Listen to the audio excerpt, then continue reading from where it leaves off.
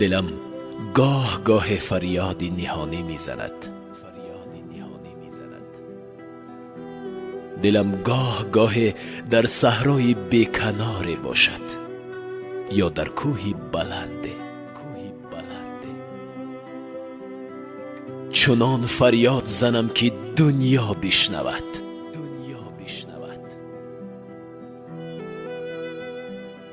میخواهم بگریم، چنان بگریم که اشکم دریا شود.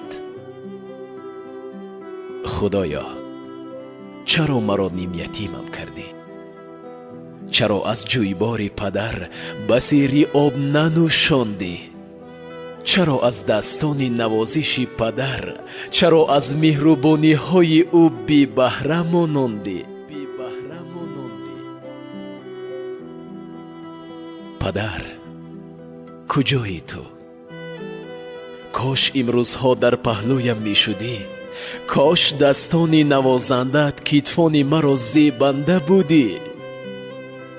کاش منزلم از قدمهای مردانت، از لطف و احسان پدرانت پرفیض و آباد و پرنور بودی. پدر جان، درد فراق و جدایی تو را تحمل می کنم، تنها به آن خاطر که تو برایم همسر مهربانت را پاسبان گذاشته رفتی. پدر جان، پاسبانت وفادار برآمد. افتخار کن که او زنی ارزنده است و مادری حقیقی.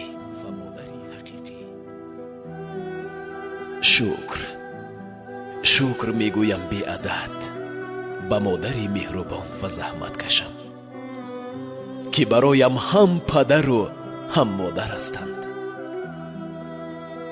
شکر میگویم به برادرانم، خواهرانم، به منزل آبادم.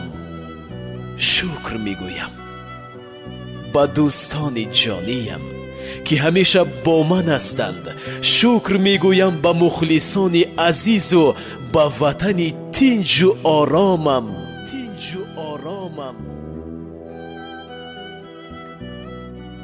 شکر میگویم به هر نفسی کشیدم، به هر روزی زیستم.